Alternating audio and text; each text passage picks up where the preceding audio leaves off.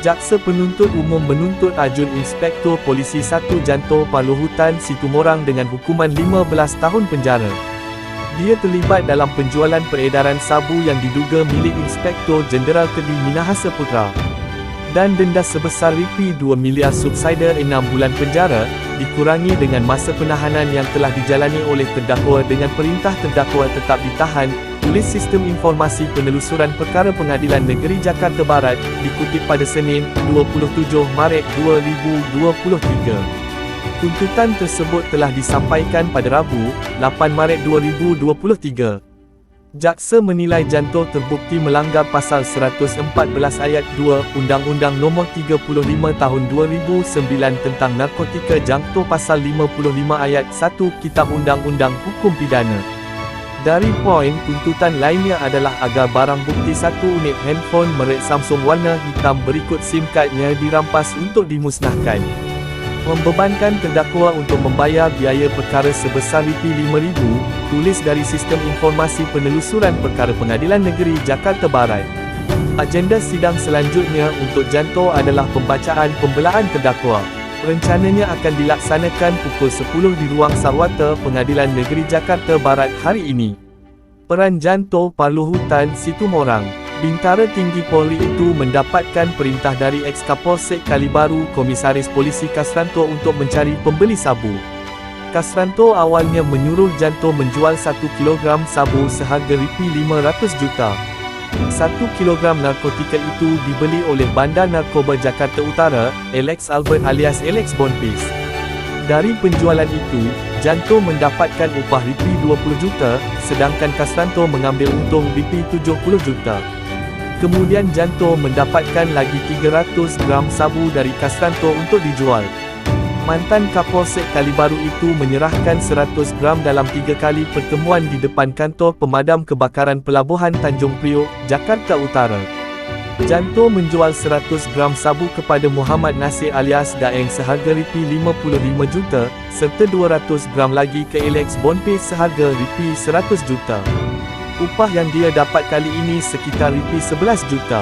Mantan anggota Polsek Kalibaru itu mengaku menjual narkoba milik seorang jeneral, tetapi dia tidak mengetahui pasti siapa identitas jeneral yang dimaksud. Alasan dia berani menjual barang haram ini kerana merasa aman. Kalau kita di polisi ibaratnya barang jeneral bintang 2 ibaratnya payungnya tambah kuat, merasa aman menurut saya, ujarnya kepada Majlis Hakim di Pengadilan Negeri Jakarta Barat, Jumaat, 17 Februari 2023. Dari kesaksiannya, dia juga mengaku sebagai pengguna narkoba. Selain itu dia mengenal Alex Bonpis sekitar 2 tahun dan kerap mengonsumsi narkoba di Kampung Bahari, Jakarta Utara.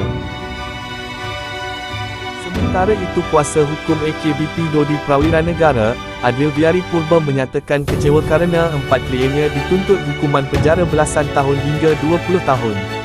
Ia berharap Inspektor Jeneral Kedi Minahasa juga dituntut hukuman lebih berat.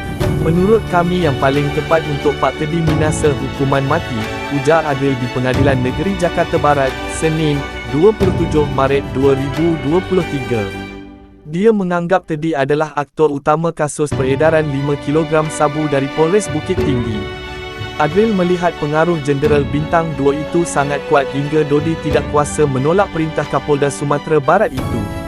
Pertimbangan jaksa pada sidang tuntutan tadi dianggap kurang melihat pada upaya kejujuran para terdakwa. Namun Adil ingin Majlis Hakim memiliki pendapat berbeza untuk vonis nantinya, seperti yang dialami Barada Richard Eliezer Pudihang Lumiu. Mantan ajudan Ferdi Sambo itu mendapat vonis jauh lebih ringan dari tuntutan jaksa. Tapi ini kan bukan final ya, kita lihat juga Presiden Eliezer, kita melihat bahawa di dalam tuntutannya juga 12 tahun pada saat itu, kata Adil. Dalam sidang tuntutan hari ini, Dodi dituntut 20 tahun penjara, Ex-Kapolsek Kalibaru Komisaris Polisi Kasranto 17 tahun, Linda Pujiastuti alias Anita Cepu 18 tahun, dan Syamsul Ma'arif 17 tahun. Semua diduga bersalah sebagaimana dimaksud Pasal 114 Ayat 2 Undang-Undang Nombor 35 Tahun 2009 tentang Narkotika jangto Pasal 55 Ayat 1 Kitab Undang-Undang Hukum Pidana. Mereka dianggap terlibat dalam peredaran 5 kg sabu dari Polres Bukit Tinggi.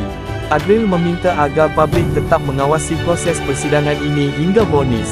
Dia justru melihat sisi lain dari Teddy Minahasa yang masih berstatus sebagai perwira tinggi Polri dan memiliki pengaruh luas.